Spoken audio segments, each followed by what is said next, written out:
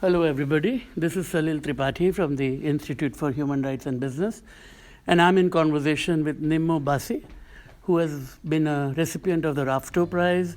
He is a prominent environmental activist and poet out of Niger Delta, and we are going to talk about the lack of remedy with extractive sector around the world, but focusing, of course, on Nigeria and Africa. Nnimmo, that is a recurring problem since, of course, Kent Saro-Wiwa, but the story, of course, goes much further than that. Yes, definitely, Salil. Environmental rights and justice are very critical issues for us in Nigeria, in Africa, and really all over the world. And this is mainly because our lives depend so directly on the environment. We need clean air, we need clean water, we need clean soils to grow our crops. So when a extractive sector negatively impact any of this, it means direct challenge to our health. And when our health is challenged, it means direct challenge also to our lives. This is why in a place like the Niger Delta, where oil is extracted, has the lowest life expectancy. And because of the levels of pollution and impunity from the oil sector, both by the transnational oil corporations and the local Nigerian oil companies. Now, you often talked about the lawsuits that have been tried in the past, and they're all in the civil jurisdiction, all involving large multinational companies such as Chevron and Shell, tried in the US and the Netherlands. So how can that kind of a remedy be actually exercised? Because clearly, in some cases, these cases ought to be tried in Nigeria itself, because that's where the abuses have occurred. There are hundreds of cases in Nigerian courts against oil companies, but these ones don't make the headlines. And that is because they are below the radar when it comes to international media. Mm-hmm. But again, the local jurisdiction is such that when cases go to the court, they can drag on technicalities for ages. There's a particular case where Ijaw Aborigines went to the National Assembly to complain about the destruction of the environment for decades by Shell, and they demanded for compensation amounting to billions of naira. Mm-hmm. Then the National Assembly, which is the Senate, actually agreed that yes, it's right, that the people have a case and that Shell should pay. Then, of course, the oil corporation said, well, the national legislature don't have any right to impose any penalty on them. They are not the law court, that the people should go to the law court. So the people went to court, and the court gave the same order. And now a series of appeals going on. The corporations are never ready to accept defeat. They don't ever want to be said to be guilty of anything. It's like a mandate that they may have, maybe from their shareholders or whatever, that should never admit that they've done anything wrong.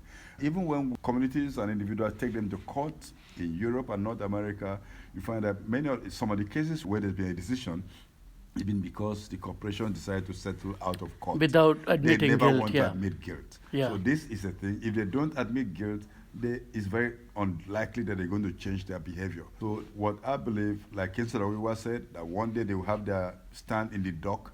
They should not only have their stand in the dock, they should be found guilty and compelled to pay up because they're found guilty.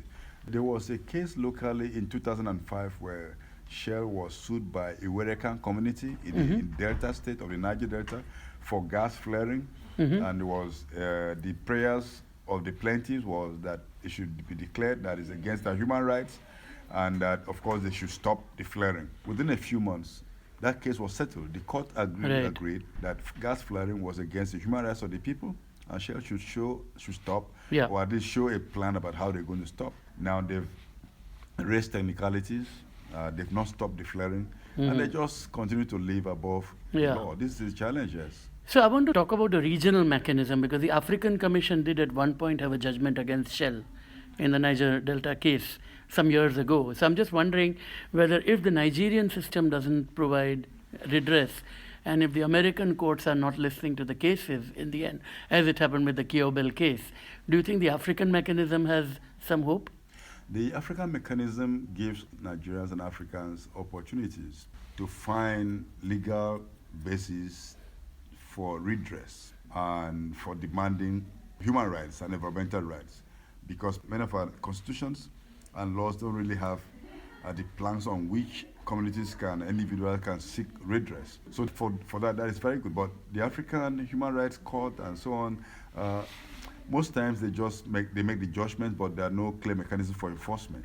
And so that is the problem. But in terms of public impact and decision making, is very useful for advocacy, useful for at least placing judgment where they ought to be, and it makes a big difference for the people. So my final question is about this talk about a binding treaty that people are speaking about, that a kind of international instrument which would actually have a binding treaty. Yes, of course, there are so many treaties that are flouted by parties that ought to obey them, but a seriously legally binding treaty would be difficult to arrive at, but if it's ever agreed and arrived at, it would be a useful tool for global governance, so that no corporation would commit environmental misbehavior in one far-off territory, then run off to hide somewhere else. So that would be a clear-cut mechanism for halting this kind of rampant misbehavior that we're seeing around the world. But of course, there's some drawbacks about who would enforce it and which countries and which corporations would decide to be rogue corporations above the law. But as a mechanism of giving the people tools by which to challenge the behaviors of corporations, a binding treaty will be very useful. Right now we have many voluntary principles, and they're just treated as voluntary principles. Corporations are known not to even obey their own laws and their own rules and their own standards. So it's really a big challenge. Whatever tools people can have, that is something that should be welcome. Thank you, and wish you all the very best with your work.